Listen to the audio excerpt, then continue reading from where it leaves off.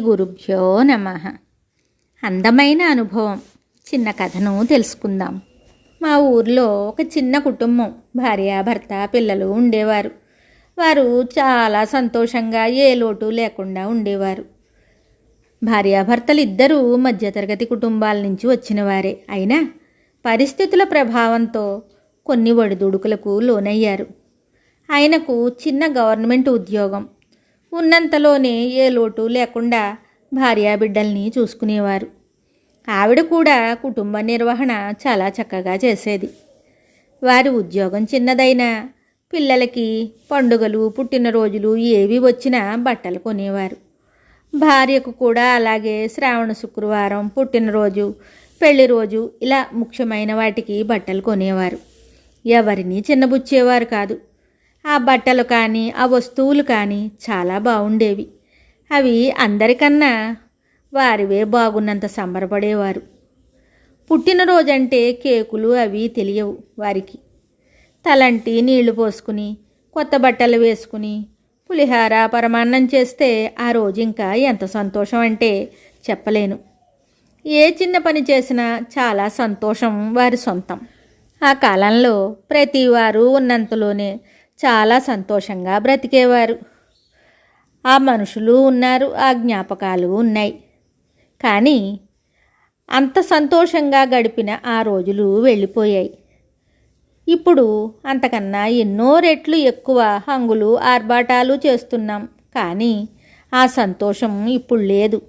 అంతా కృత్రిమం. ఆ రోజుల్లో పిల్లలు మనం ఏది కొంటే అదే వాళ్ళకి గొప్ప, ఏది వండుకుంటే అదే గొప్ప. తల్లిదండ్రులు ఏమి చేసినా అది వారికి ఎంతో ఆనందాన్నిచ్చేది. ఇప్పటి కాలం పరిస్థితులు వేరు.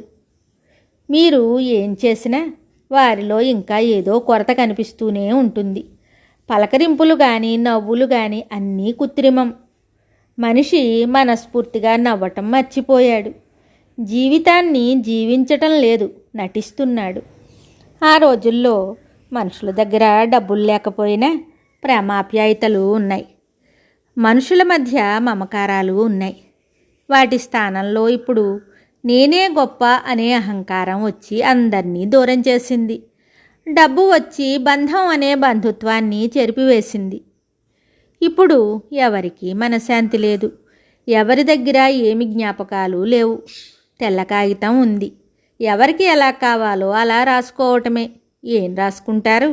రాయటానికి ఏమైనా ఉంటే కదా. అన్నీ చెరిగిపోయాక ఏమీ ఉంటాయి? అదే ఇంత డబ్బు, అహంకారం లాంటివి కొంతకాలం ముందు ఇంత ఘోరంగా లేవు. అందుకే అప్పుడు ప్రేమ, ఆప్యాయత, అనురాగం, ముఖ్యంగా సంతోషం ఉండేవి. సంతోషం ఉంటే మనశ్శాంతి మన దగ్గరే ఉంటుంది. ఆ రోజులు తలుచుకుంటే అది ఒక అందమైన అనుభవంలా, ఒక జ్ఞాపకంగా మనకు మిగిలింది. ఆ అందమైన రోజులు జ్ఞాపకంగా మాత్రమే మిగిలాయి. ఇంకా పాత తరం వాళ్ళు కొందరు ఉన్నారు గనుక. అదే ఇంకొంతకాలం పోతే ఇవేవీ ఉండవు, అన్నీ యంత్రాలే ఉంటాయి. ఇదివరకు ఈ పనులన్నీ మనుషులే చేసేవారట అని ఆ మిగిలిన జనం చెప్పుకుంటారు. పెళ్ళిళ్ళే లేవు, ఇంకా పిల్లలు ఎలా వస్తారు? ఇప్పటికే పిల్లలు తగ్గిపోయారు. ఒకవేళ ఎక్కడన్నా ఉన్నా ప్రస్తుతం మనుషులు పెంచుతున్నారు. ఇంకా కొంతకాలం పోతే రోబోలు పెంచుతాయి.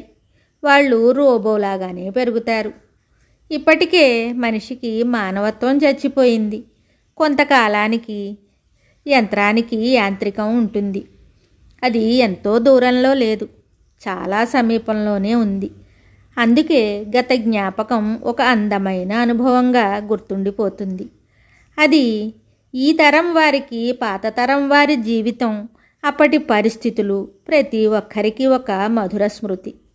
శుభం.